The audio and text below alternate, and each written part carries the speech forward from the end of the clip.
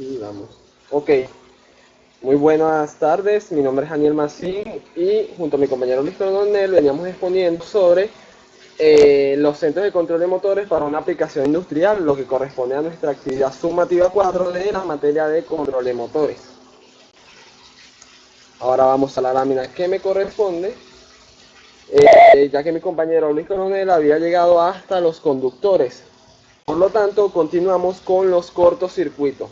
Cuando se produce un cortocircuito, la resistencia cae a casi cero, por lo que la corriente puede ser miles de veces más alta que en condiciones normales de funcionamiento. En pantalla podemos ver que tenemos un ejemplo para cuando tenemos un voltaje de 240 voltios y una resistencia de 24, por lo tanto esta corriente es de 10 amperios y en una condición de cortocircuito donde nuestra impedancia o la resistencia de nuestro circuito baja a 0.024, ya que estamos en esta condición de cortocircuito, y por lo tanto la corriente pasa a ser de 10 amperios. Para los cortocircuitos en circuitos no protegidos, la corriente máxima de cortocircuito del primer ciclo es mayor y se denomina corriente máxima de paso IP. La magnitud de esta corriente puede causar daños a los cables y componentes del circuito. Asociada a esta existe la energía máxima de paso. En la figura que tenemos en pantalla podemos ver la primera onda senoidal. Voy a tratar de señalarlo con el mouse, que es una corriente en condición normal de funcionamiento. Recordemos que estamos hablando de corriente alterna.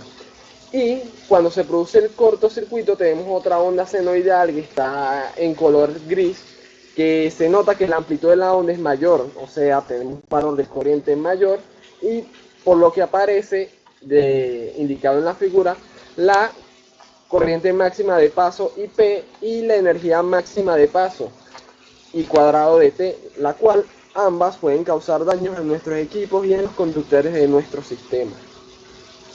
Ahora tenemos los artículos del NS o CEN aplicables a los centros de control de motores. Tenemos el artículo 240 y el artículo 430-94. El artículo 240 cubre los dispositivos contra sobrecorriente con valores de voltaje de 1000 voltios o menores y proporciona importantes pautas de protección contra la sobrecorriente. El artículo 430.94 indica que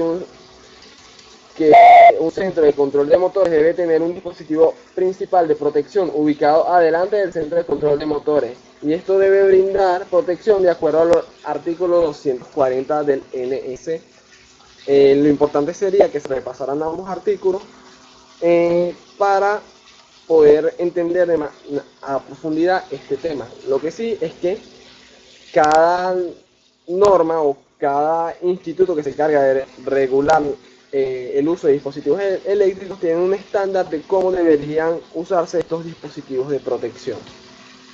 Ahora, Centro de Control de Motores, definición de NEMA. Según las normas NEMA,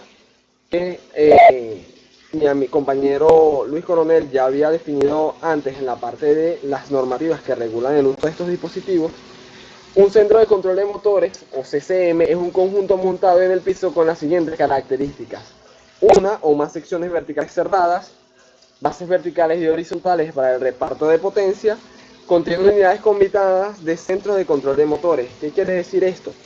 Que en un centro de control de motores deben tener unidades combinadas de control de motores, es decir, que si tenemos, por ejemplo, 3 motores, tenemos que tener 3 secciones verticales donde en cada sección vertical esté el control de ese motor.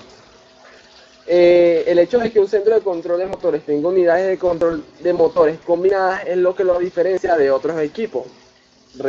O sea, repitiendo lo que acabo de explicar, cuando un centro de control de motores tiene varias secciones combinadas, es lo que lo hace un centro de control de motores y lo diferencia de otros, vamos a decir, centros que controlen otros circuitos eléctricos.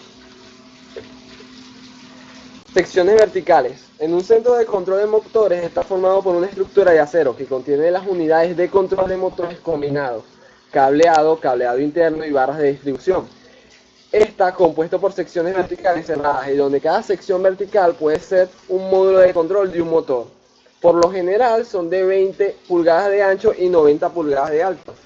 Lógicamente estas medidas pueden variar de acuerdo a la necesidad del cliente y los motores y dispositivos que estén dentro de esa sección vertical en el centro de control de motores. ¿Por qué? Porque si tenemos interruptores más grandes o más pequeños, puede cambiar la dimensión que necesitemos de nuestras secciones verticales. Tipos de cerramiento. El cerramiento consta de un material envolvente que rodea al equipo para proteger al personal de contacto con buses o conexiones energizadas y para proteger el equipo de condiciones externas. La cantidad de protección ambiental depende de cada tipo de envolvente. Las normas NEMA y UL, que anteriormente mi compañero Coronel había dicho qué significan estas siglas, yo posteriormente voy a repetirlas, proporcionan definición para los tipos de cerramientos. La empresa Siemens presenta los siguientes modelos para centros de control de motores. Tiene el tipo 1 estándar para interiores, el tipo 1A de junta delantera también para interiores, el tipo 2 a prueba de goteo para interior, el tipo 12 Dust Tight para interior y el tipo 3R a prueba de lluvia utilizado para ambientes exteriores. Clasificación de voltaje para los centros de control de motores. Lo normal está en que esté entre 600 y 1000 voltios. Es la tensión máxima que se puede aplicar a un centro de control de motores. Sin embargo, se puede conectar a un nivel de tensión más bajo y es común que se vea la tensión de alimentación para sistemas trifásicos. La más común utilizada para los motores es 480 voltios. Para la alimentación de entrada, el cable se puede enrutar directamente a los terminales de alimentación de entrada y a los interruptores principales o desconexiones o a un bloque de terminales en una sección vertical. Los cables pueden entrar o salir por la parte superior o inferior del centro de control de motores. En la imagen que tenemos aquí, tal vez no se aprecie de manera adecuada, pero es posible que los cables puedan ir por la parte superior o puedan entrar por la parte inferior del centro de control de motores. Cualquiera de las dos formas es permitida. Y ahora pasamos al barraje de entrada. Cuando se usan barras de entrada, principalmente la cantidad de espacio vertical requerido varía según las necesidades de amperaje. Es decir, si para un amperaje mayor necesitaremos más espacio para el espacio del barraje de entrada. Y para un amperaje menor no se necesita tanto espacio en la sección vertical para el espacio de las barras. Cuando las barras están ubicadas en la parte superior, se necesita espacio vertical en la parte superior. Si las barras entran por la parte inferior, se necesita espacio vertical en la parte inferior. Aquí tenemos un ejemplo para una barra de 600 amperios que entra por la parte superior. Se requiere 24 pulgadas de espacio vertical, como se puede ver en la figura. Ahora, dispositivos de desconexión principal. Cuando estamos utilizando motores y hablamos de los centros de control de motores, es necesario que los motores tengan dispositivos de protección. Esto para protegerlos de estas variables que puedan salir de sus rangos normales de funcionamiento y puedan afectar el funcionamiento de los circuitos y dañar nuestros motores. Cuando se utilizan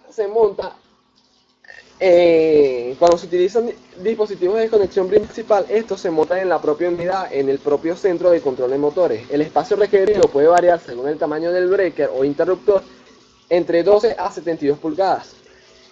Los centros de control de motores Kiastar pueden acomodar una variedad de dispositivos de desconexión, incluyendo un interruptor de circuito principal de 2000 amperios y un fusible hasta 1200 amperios. La empresa eléctrica Siemens, muy conocida por la fabricación de estos equipos eléctricos, presenta los disyuntores que se pueden configurar para usar la función DAS, Dynamic Center Flash Centric, que permite la configuración de interruptores alternativos con una energía potencial de destello o arco empleado cuando el personal trabaja cerca de dispositivos energizados. Este disyuntor es muy útil ya que, digamos que hecho con la última tecnología, permite reaccionar a un destello de arco para así proteger al personal que puede estar trabajando en esa área.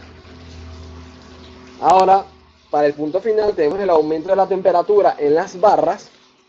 Como sabemos, los centros de control de motores pueden tener unas barras que alimentan, también llamadas barras colectoras, que se encuentran normalmente a temperatura ambiente. Antes de la operación se encuentran a temperatura ambiente, o sea, la temperatura que rodea el centro de control de motores.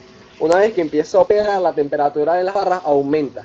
La combinación de la temperatura ambiente y el aumento de temperatura permitido es igual a la temperatura máxima de la barra. El NEMA, el National Electric Manufacturers Association, dije que lo iba a nombrar más adelante, tiene normas para esto. Por lo menos el NEMA permite un aumento de 65 grados para una temperatura ambiente de 40, lo cual da una temperatura máxima de 105.